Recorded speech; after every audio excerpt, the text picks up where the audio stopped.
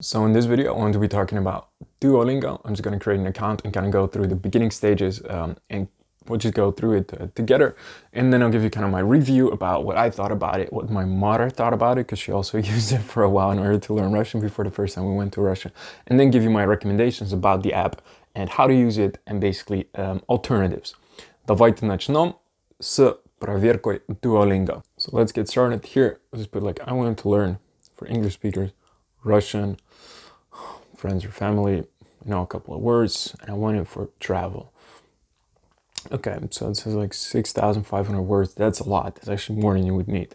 8,400 sentences. All right, that's great. Build your skills, order food, ask for directions, supplement your classes to stand out in school, and qualify for jobs that accelerate your career. A little bit skeptical about the last one, but let's get started. Let's say like 10 minutes a day. You can always change it. Learning Russian for the first time. Let's get started. Continue. Okay, so now it's loading. Our learning scientists study, they said something.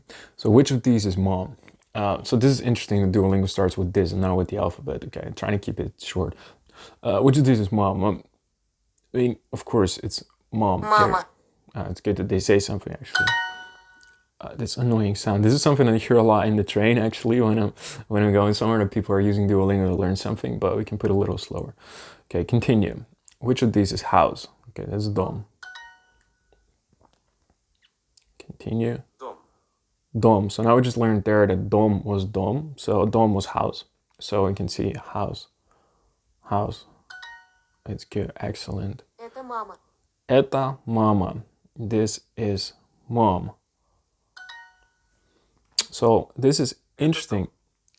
This is Tom, because what I kind of like about this in a way is that they do not give you like first this is, but they kind of let you figure it out yourself, which work for some people. But I do think that, we haven't even learned the alphabet yet, actually, though I think you might be able to learn it. Amazing, 5 in a row. Мама это Дима. Mama это Dima. Это. I can actually press it. Мама это Дима. Это мама. So mom, this is Dima. Дима это Тим. Дима это Тим. Okay, so you can actually press it. So this is like super basic, which is good. This is Tim. All right, now I'm just gonna go a little bit further because, you understand this, and then to kind of show like some more advanced parts we can end up later. Okay, so in order to get like to a further level, you kind of need to go through a quiz first. So I'm going to do that a little bit now. Can I just quickly show you? So this, my younger brother does not speak at all. It's like мой младший брат совсем не говорит. Check. It's good. And then everyone, I know that your father has students in Светбург. Я знаю, что у твоего отца есть ученики в Петербурге. I'm doing this quickly in order to show you kind of like that we need to go. He waited for it for 2 years. And then, сколько у вас детей? How many children do you have? So this is kind of like a thing to go through. I'll stop it again to continue. So we did the test. I did it very quickly. That's why I probably had 88%. I earned 21 gems. Don't know what you can do with them yet, but we might figure it out. Earned 100 experience towards the December challenge. 1 day streak, so I already did it once. This is actually something I like a lot about Duolingo, because the fact that you have this gamification about this one streak. Like, you want to keep this, have this check mark every single day, which means that if you're not too disciplined by yourself, just by having it on your phone makes it super easy to open up the app, plus you get notifications that you really want to have this thing, like getting a long streak of like hundreds of days, even in some cases. The downside of this is that, and I'll talk about that later, by the way. Okay, yeah, I can do it. Plays in unit 3, so unlock 3 units. Don't know what I mean. No, don't want a profile. Okay, so here's the genitive plural. So now we're already getting closer, further. So let's start with the genitive plural. Let's see. So this is quite grammatical, so it should be quite interesting. Без проблем. No problem. Continue. У меня нет слов. I have no words. Он человек без проблем. Okay, so now we actually need to speak. This is interesting. Didn't know we had that. While using the app. Он человек без проблем. Он человек без проблем.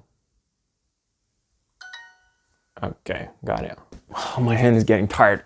But I hope you kind of got the gist of this Duolingo thing. And now it's going to go over kind of like my sort of review. This is very quickly, but that's okay. So all in all, if you take everything together, I really think that Duolingo is a great tool for people that are new to learning Russian.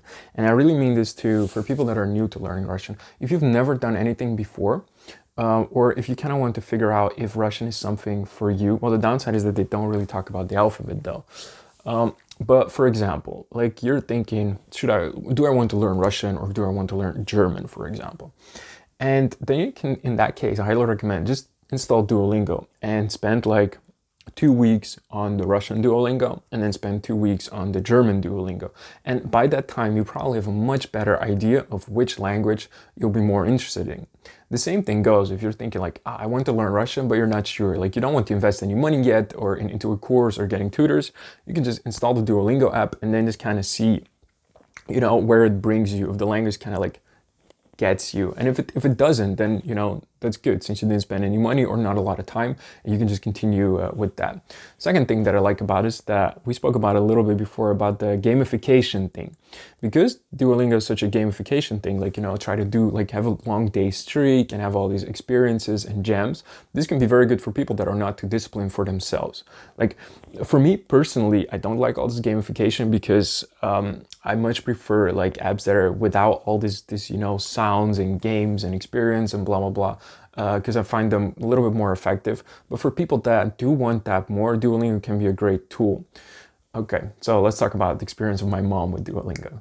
So my Russian was already quite good before I did this. That's obvious.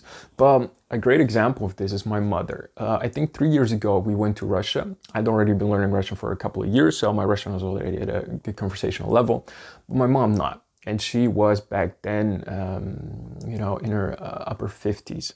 So it means that, it's not the time when many people started learning a new language. And she just like a month before we went to Russia, she just installed the Duolingo app I didn't tell her anything. She just like, figured it out, probably put like learn Russian in the app store and then found it. And then a couple of weeks later, she said that she'd already been practicing on Duolingo for a couple of weeks.